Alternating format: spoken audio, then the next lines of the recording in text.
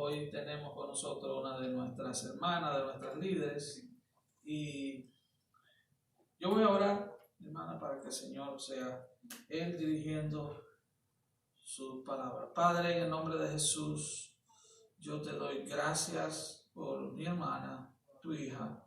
Yo te pido, Señor, que tú quites de su mente toda idea preconcebida, todo pensamiento de ella, Señor, y tú pongas en su mente todo pensamiento escritural, toda palabra tuya, tú la traigas a su corazón, a su mente, y que ella pueda ser, Señor, en este momento un poderoso instrumento en tus manos para impartir, Señor, con fidelidad tu palabra. Guárdala, Señor, guárdala de errores, guárdala de todo lo que quiera torcer tu palabra, porque te lo pido, Señor, en el nombre poderoso de Jesús. Amén. Nuestra hermana Alessandra por aquí.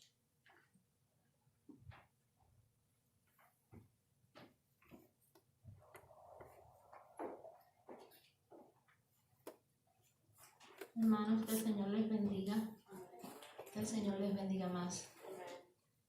Una vez más le damos gracias al Señor por la maravillosa oportunidad de estar en esta su casa y poder tener el privilegio de haber sido escogida para que sea Él quien me use en el mensaje de hoy. Les voy a pedir que por favor se pongan de pie y me acompañen a la palabra. Estaremos leyendo Lucas 18 del 1 al 8. Por favor, me confirman con un amén.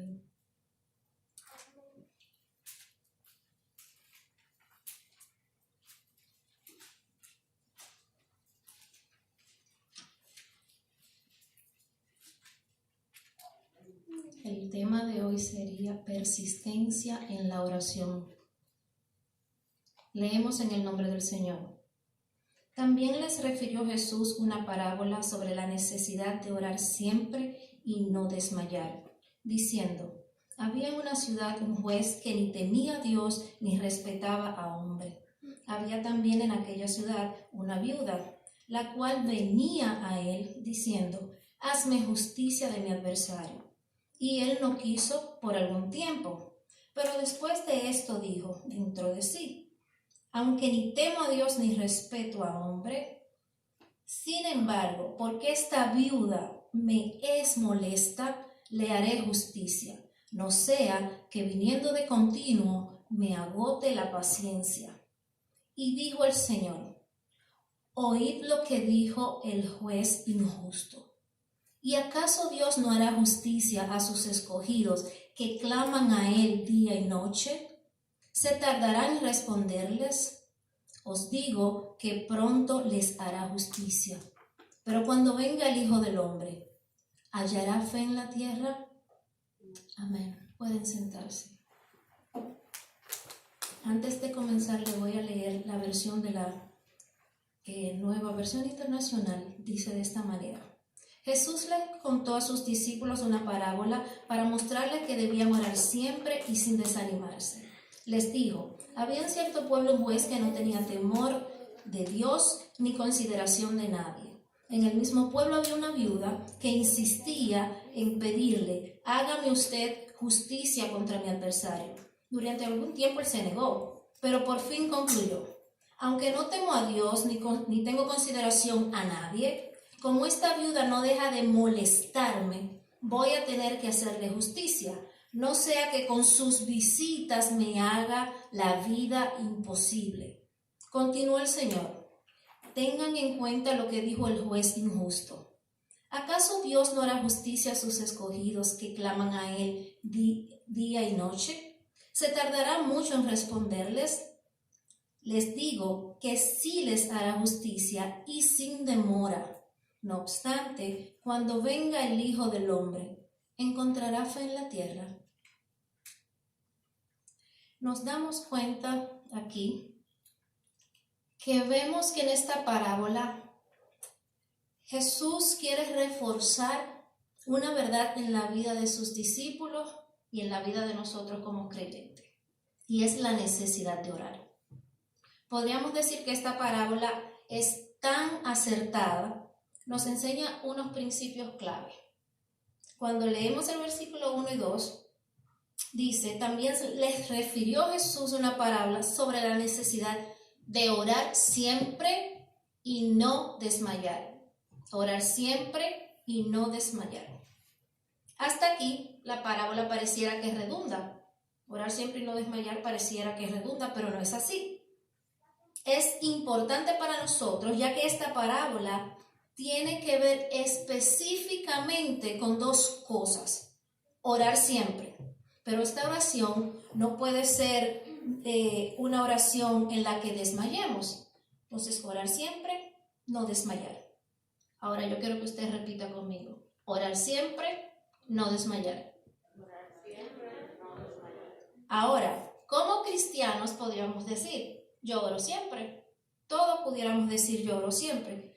Pero a lo que se refiere esta parte de la palabra es a orar sin cesar, sin caer, sin desfallecer, sin desanimarnos y sin desmayar. Es constantemente en oración. Esto nos diría que no pudiéramos vivir como si desconociéramos a Dios. No podemos vivir viniendo hoy ante el Padre en el nombre de Jesús. Señor, yo oro a ti, yo te pido, Señor, yo conozco tu poder. Y al día siguiente, Padre, estoy aquí. Tú conoces mis peticiones, Señor. Te traigo las mismas oraciones que yo te he pedido. Esa no puede ser la actitud. Definitivamente no puede ser la actitud. Nosotros tenemos que estar siempre delante del Señor sin desánimo, porque le conocemos, porque sabemos quién es Él, que es nuestro Padre, quien escucha nuestra oración y nuestro ruego. Ahora bien, orar siempre sin desmayar no indica que hayan días en los que nos sintamos afligidos. Como seres humanos y en nuestro cuerpo carnal nos sentimos afligidos. Hay situaciones que pueden hacernos sentir tristes.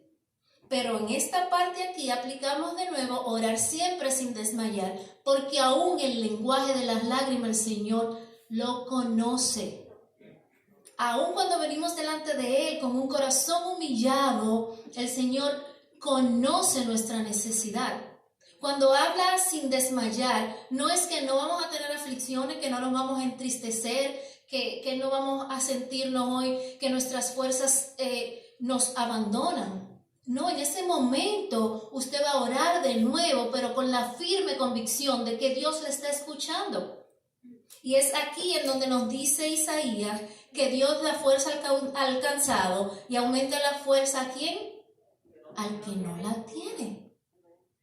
Entonces, Dios debe ser la primera persona en nuestras vidas. Primero. A veces pareciera que no dimensionamos o no comprendemos muy bien lo que esto significa. La importancia de la posibilidad que nosotros tenemos de venir a Él, de poder ir a su presencia, de tener una cita a solas con Él y hablarle, y que a través de nuestra conversación con Él y por medio a Jesús, nosotros tengamos acceso al Padre. Nosotros no tenemos que hacer una cita quizás como esta viuda que cita la palabra, que me imagino que iba constantemente a la corte y el juez no la atendía. Nosotros tenemos una conexión directa con Dios. Ahora bien, vemos que en capítulos anteriores, en Lucas 11, por ejemplo, el versículo 1, si quieren lo pueden buscar, si quieren lo anotan para luego, Lucas 11, 1. Que sus discípulos, a ver la vida de oración que Jesús tenía, que Él no sacrificaba su tiempo de oración con nada, le dijeron a Él, le pidieron, enséñanos cómo orar. Y vemos luego en el 11 que dice, aconteció que estaba Jesús orando en un lugar y cuando terminó uno de sus discípulos le dijo, Señor, enséñanos a orar, como también Juan enseñó a sus discípulos. Entonces en el versículo 2 Él le dice, cuando ores,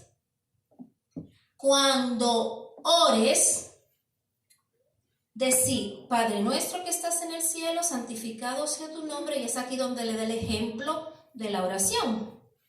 Entonces, ¿qué podemos destacar de este versículo 2? Que Él dice, cuando ores. Él no le dice, cuando sientas deseo de orar, el día que tú ores, cuando tú quieras orar, si un día tienes necesidad de orar, Él le dice, cuando ores, lo que indica que eso es un mandato. Esa partecita ahí es absolutamente imperativa. La oración debe ser parte de nuestra vida cristiana. Él le dice bien claro, cuando ores, haciendo referencia a la necesidad de orar que nosotros tenemos. Ahora, cuando nosotros amamos a Jesús, cuando nosotros amamos a Dios, la oración es una necesidad, no una herramienta para usarla en casos de emergencia. Es una necesidad. La oración no es algo opcional. La oración es comunicación directa con Dios. Es más que palabras o posturas físicas, es más que me arrodillo, me paro, no puedo orar ahora porque estoy manejando y toda mi atención tiene que estar dirigida al Señor, porque la única postura a la que Dios le agrade y a Él le interesa es la postura de tu corazón. Esa es exactamente lo único que Él necesita, tu corazón, que tu corazón esté humillado a Él. Ahora bien, si usted se encuentra en un espacio y usted tiene la oportunidad de arrodillarse, hágalo en reverencia a Él. Pero no diga que usted no oró porque no pudo en el trabajo, o porque iba conduciendo, o porque muchas cosas. Usted puede hablar con Dios en todo momento, sin cerrar sus ojos, con los ojos abiertos. Usted puede hacerlo en cualquier momento. Orar al Señor no es simplemente venir con palabras rebuscadas o palabras muy elocuentes y tratar de ponerlas todas juntas para que suene bonito. Orar a Dios es hablar con Él. Es hablar con Él. Ahora, ¿es para ti una necesidad orar o es opcional? Eso marca y determina qué tipo de vida espiritual nosotros tenemos. La palabra nos manda a orar siempre, mas esto no se trata de que, ay, no oré hoy, perdóname Señor, me cogió la hora, me levanté tarde, salí corriendo, no pude dedicarle el tiempo de oración que le dedico en la mañana, ya pequé por eso. No se trata de eso. La oración es, sin embargo, una conversación natural con el Señor. Y algunas veces, como dije anteriormente, esa oración puede ser sin palabras. Puede ser por medio de las lágrimas, porque hay días en que las palabras no nos salen, en que las palabras no pasan de nuestra garganta, en que no podemos ni siquiera emitir una vocal. Entonces en ese momento lloramos ante su presencia y Él automáticamente entiende nuestro lenguaje de las lágrimas. Dios no busca oraciones express. Él quiere pasar tiempo contigo. No estamos desechando que tú en medio de tu trabajo, tu tiempo de break, tú presentes una oración corta ante el Señor. No, para nada. Pero Él no quiere que tú, aun cuando te vayas a dormir, tú no puedes sacrificar 15, 20 minutos, media hora con Él porque te estás durmiendo y que sencillamente decidas hacer 5 minutos de oración y repetir cosas porque es lo primero que te llega a la mente. No se trata de eso.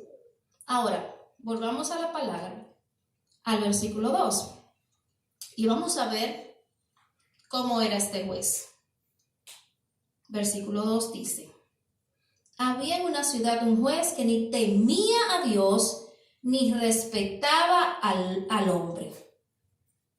Ojo, yo abro un paréntesis aquí. A Dios se le teme, al hombre se le respeta. A Dios se le teme, pero es un temor reverencial, porque entendemos quién es Él. No es un temor de que tengo que andarme escondiendo de Dios, no. Un temor reverencial, que es el que dice lo que Dios significa para nosotros. Al hombre sí se le respeta. Dios nos manda a respetar al hombre y respetar las leyes del hombre. Ahora, continúa en el versículo 3. Había también en aquella ciudad una viuda, la cual venía a él diciéndome justicia. Aquí venía, representa que no fue que vino una vez, sino que había estado viniendo constantemente ante él para pedir justicia. Venía, puede ser que haya venido 500 veces, 100, 50, 30, pero sí fue más de una. Entonces, vemos que este juez injusto, que dice Jesús que no respetaba a nadie, ni le temía a Dios, básicamente, este juez estaba por encima de todo lo demás en aquella ciudad. No, él no sentía ni en él había ninguna reverencia por Dios, ni respeto por nadie más. Él manda, él está por encima de todos, él es quien decide. Y por otro lado, la viuda, que por el factor cultural, entendemos lo que representaba para una mujer haberse quedado sin esposo y entendemos cuál era el lugar en la sociedad que ella tenía. Ahora bien, esta viuda desvalida, sin nadie que la representara, venía constantemente ante él a presentar su caso. Vemos que había estado viniendo con persistencia. Ella no desfallecía, ella no desmayaba, ella seguía viniendo delante de él. Ahora, vemos la reacción del juez en el versículo 4, que dice, y él no quiso por algún tiempo, pero después de esto dijo dentro de sí, aunque yo no tengo temor de Dios, ni le temo al hombre, sin embargo, porque esta viuda me es molesta, le haré justicia, no sea que viniendo de continuo me agote la paciencia. Él no le importaba quién era la viuda, no le importaba cuál era su caso, pero en buen dominicano él se hartó, ya él estaba cansado de la viuda. Pero esta mujer no cesa, no para.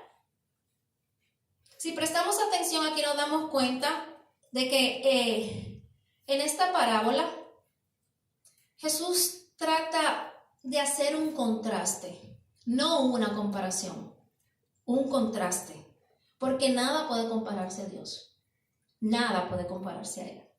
Aquí Jesús va a hacer un contraste de un juez injusto y quién es Dios, quién es Él. Ahora, ¿qué podemos ver acerca de este juez? Que constantemente le había estado diciendo a esta viuda, no. Pero después de un tiempo, recapacita. No porque sintiera convicción de Dios, para nada. O porque le importara hacerle justicia a aquella pobre mujer. No, a él tampoco eso le importaba. Era simplemente porque ya esta mujer se le había convertido en una piedra en el zapato. Ya esta mujer lo estaba llevando con su insistencia, lo estaba arrojando a llevarlo al límite. Ya le estaba haciendo la vida imposible. Si lo llevamos a un plano actual, imagínese usted, esta mujer, que cada vez que el juez llegara a la sala de la corte, ella estuviera ahí. Él le prohíbe la entrada y le dice, no me la dejen entrar aquí, pero entonces ella se muda de lugar y lo espera fuera en el parqueo. Y cada vez que él va a sacar el carro del parqueo, ahí está ella. Él le pone una prohibición de que ella no se acerque cerca de la corte. Pero entonces ella dice, no, pero es que él tiene que resolverme mi caso. Ella empieza a postearlo en Facebook, en Instagram, en todas las redes sociales. A escribir sobre el juez en las redes sociales. Ya después se va entonces a los medios televisivos y toma carteles y pide que el juez la siga ayudando. Cuando ya él ve todo eso, él dice, no, pero espérate, porque ya esta muchacha me está comprometiendo, ya está en las redes sociales, ya todo el mundo está cuestionando por qué que yo no la quiero atender. Y entonces dice, tráiganme el archivo, déjenme ver qué es lo que quiere esta mujer, tráiganme el archivo, porque ya así yo no puedo. Y él decide revisar el caso de ella. Ahora bien, es interesante por la descripción que tenemos de él en el versículo 2. Sabemos que él no estaba interesado ni en la verdad ni en la justicia. Él no amaba a esta mujer, le importaba muy poco lo que pasara con ella, pero como esta ya le estaba robando su paz y lo cansó, decidió hacer algo al respecto.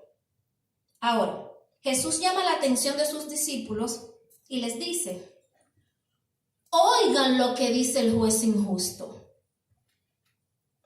Oíd lo que dijo aquel juez injusto. Y es aquí donde Jesús crea el contraste. En el versículo 7, versículo 8, parte A.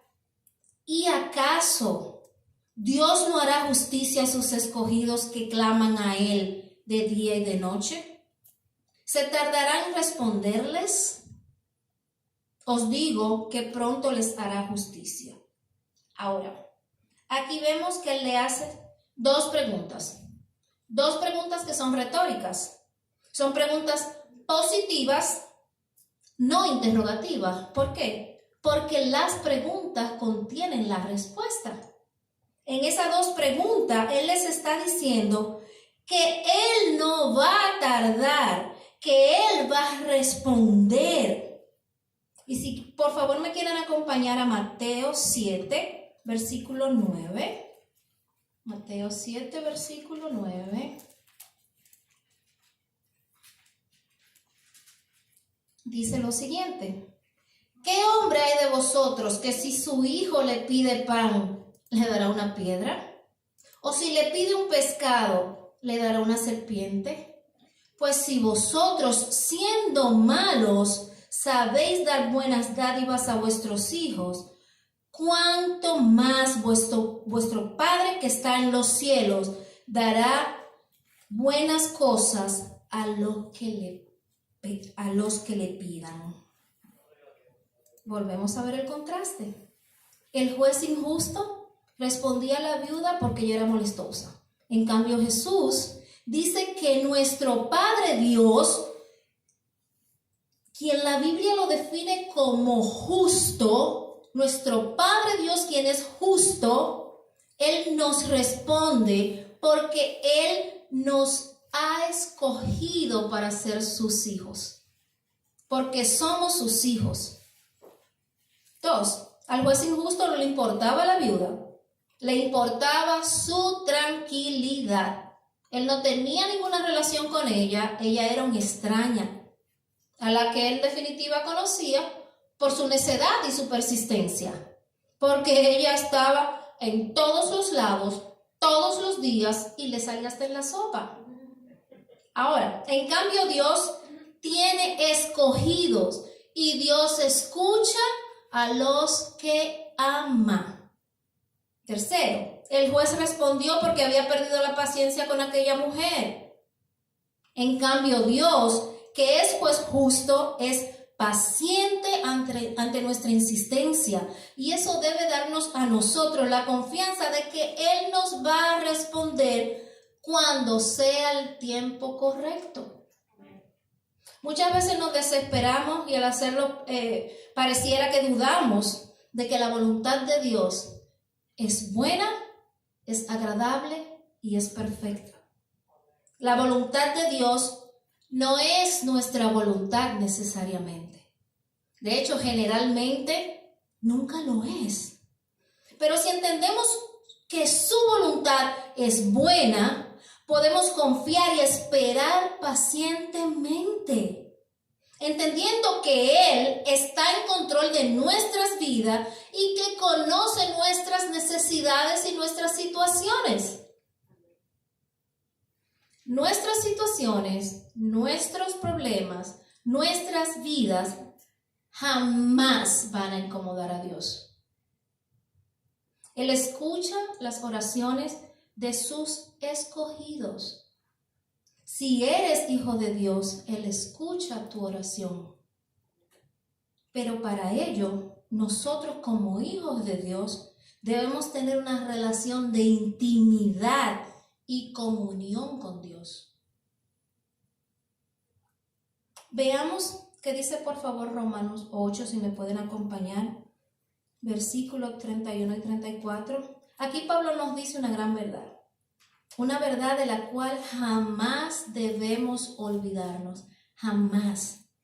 Romanos 8, 31 y 34, 31 al 34, dice: ¿qué pues diremos a esto?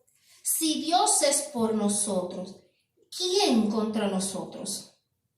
El que no escatimó ni a su propio Hijo, sino que lo entregó por todos nosotros, ¿cómo no nos dará también con Él todas las cosas?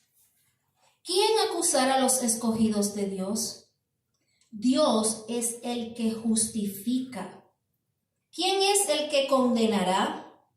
Cristo es el que murió, mas aún el que también resucitó, el que además está a la diestra del Padre y que también intercede por nosotros. Aleluya.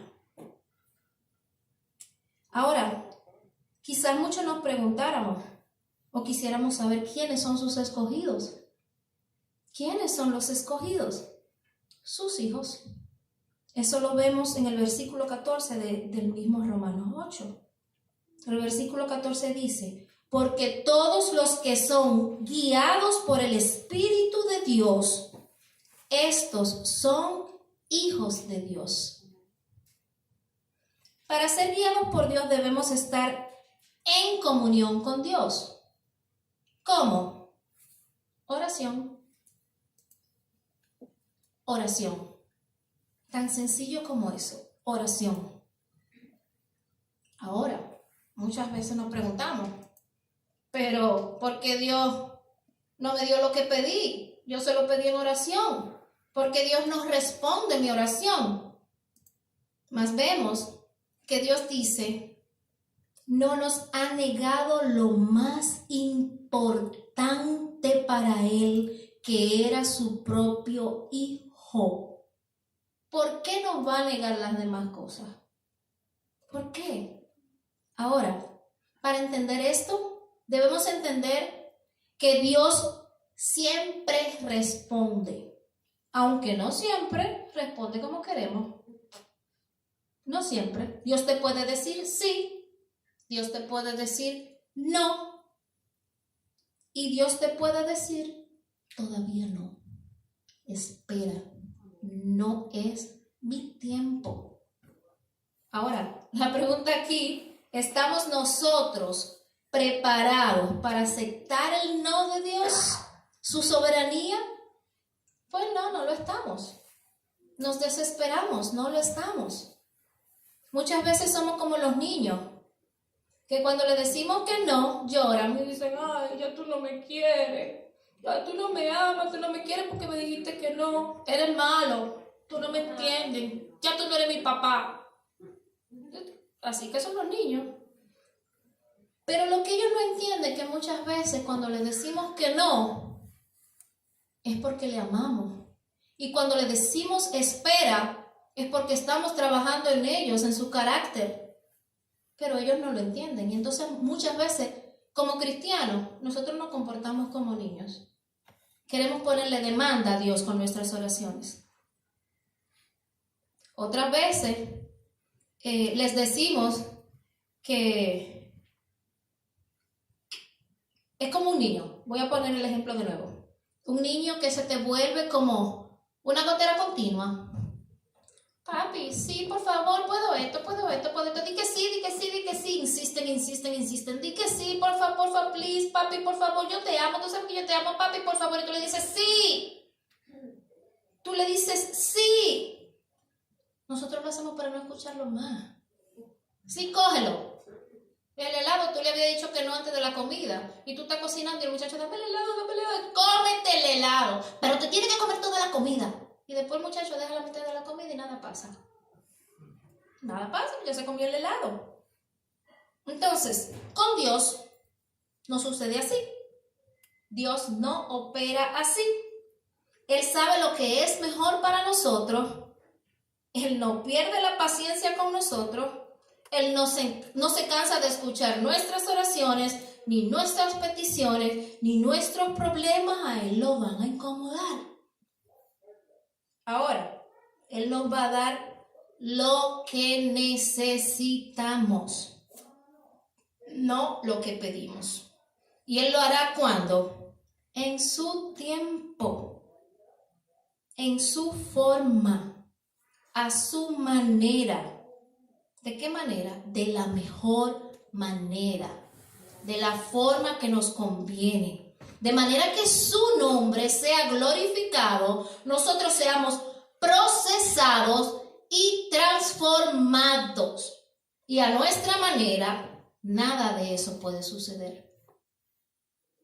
Ahora, una pregunta que es mandatoria hacer aquí es, ¿por qué no oramos? ¿Por qué solo cuando tenemos una necesidad? Oramos. Si sabemos que la oración es el medio de comunicación con Dios, ¿por qué no oramos? Pregúntese a sí mismo. Yo le voy a dar a usted 5 segundos para que se responda usted mismo. Pregúntese, ¿por qué yo no oro?